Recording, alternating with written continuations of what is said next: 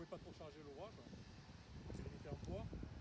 Donc on n'a pas pu mettre un gros échafaudage, c'est pour ça que l'ouvrage le timing a dépassé. Parce qu'on a fait un 3 euros de circulation.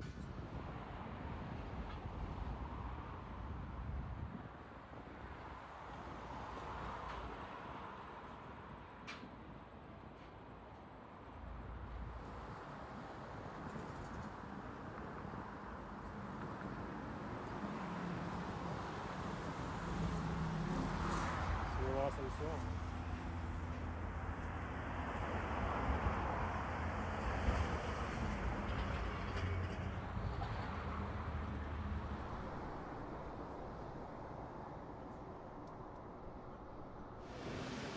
« 15 mois déjà que les travaux de peinture du viaduc ont démarré. Bientôt, ce ne seront plus que des souvenirs. Alain Arbeau, chef de projet du côté de la maîtrise d'œuvre à la DIRMED, revient sur ce qu'il reste à faire. On voit que les derniers modules sont en train d'être démontés. On devrait libérer l'autoroute s'il n'y a pas d'intempéries d'ici la fin du mois de septembre. Mais il nous reste quand même tous les travaux qui restent à faire à l'intérieur du caisson. Il y a deux extrémités de l'ouvrage qui sont très compliquées parce qu'il y a beaucoup de coins et de recoins à faire, à traiter. Donc il faut dire que depuis 68-70, enfin, les années 70, il n'avait pas été repeint. Mais normalement, moi je m'étais dit que c'est 10 ans en peinture. Bon là, en même temps, on aura le recul, vu qu'on l'a déjà fait une fois, de la technique de réparation, donc on perdra moins de temps. Mais sachant qu'on aura quand même la gêne à l'usager qui sera toujours présente. On ne pourra pas faire les travaux sans réduire, comme on a fait aujourd'hui, la circulation. Au total, une soixantaine d'ouvriers ont travaillé sur le viaduc, l'un des plus gros ouvrages de la DIR Méditerranée. Et le repeindre a un coût, c'est ce qu'explique Pierrick Pozzo de la maîtrise d'ouvrage. On est à peu près à environ 10 millions d'euros de budget, donc qui a été investi 100% par l'État, par la DIR Méditerranée. Donc c'est vrai qu'on ne se rend pas forcément compte et qu'on peut trouver ça cher pour un chantier de peinture. Sauf que en fait, la plupart de la difficulté sur ce chantier, c'est vraiment, outre la peinture, c'est venir se fixer en termes d'échafaudage. Et tout ça en maintenant les conditions de circulation à 2 fois 3 voies pour limiter au maximum la gêne des usagers, qu'ils soient locaux ou que ce soit les usagers en transit, pour maintenir le flux de la 55. Et justement, ces usagers devraient retrouver les routes du viaduc dans leur état d'origine d'ici la fin du mois.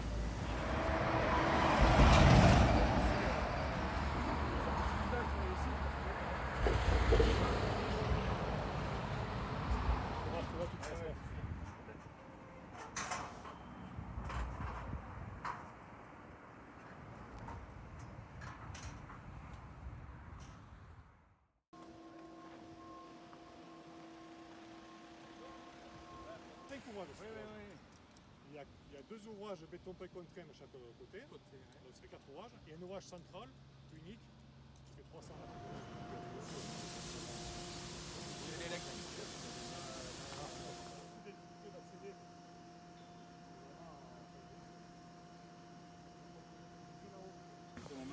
En moto, ils avaient des bornes. Ça fait 5 litres, souvent. Juste après, je vois pourquoi ça coupe. Bon, nous, là, C'est à vous que je le dis. on le connaît, on l'utilise de temps en temps. Et il est facile à accéder. Hein. Non, allez-y. Attention, c'est gris là. Ouais.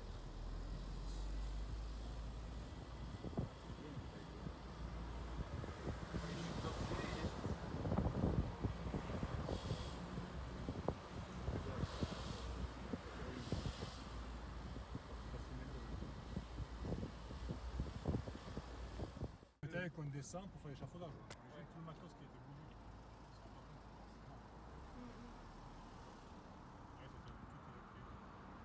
Ça, c'est tous les échafaudages. On a quand même beaucoup moins que début. Quoi. Oui. On y passe régulièrement, on se rend pas compte. Ils ont déjà évacué 70 tonnes d'échafaudage. Donc,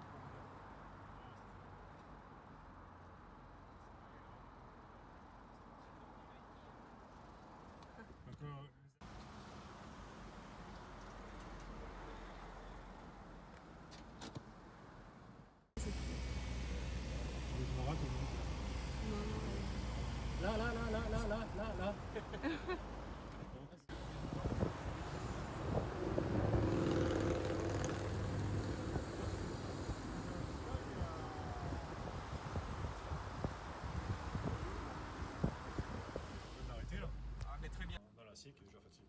Donc on a fait plein de tests là-dessus, puis on a déterminé techniques de soudage et réparation. Des tests de percement aussi, vu que là c'était des fissures naturelles qui se faisaient, de venir percer, ça arrête la soudure, ça arrête la fissure. La fissure pour que ça migre. Ah ouais. Quand c'est fissuré, après avec l'élévation de ça tendance à migrer. Si on perce, ça arrête ça limite la... Il faut vraiment imaginer en fait le passage des poids lourds et des camions, ça fait vraiment, c'est vraiment à ce niveau-là, ces soudures, que ça vient faire des allées, des va-et-vient. En fait, ça fait ça travaille différemment. Et c'est pour ça que c'est des zones de développement favorisées des fissures. Et ça sert à ça notamment. En fait, c'est des découpes qui sont faites dans les coins, parce que si on soudait tout, ça ferait un point triple de soudure.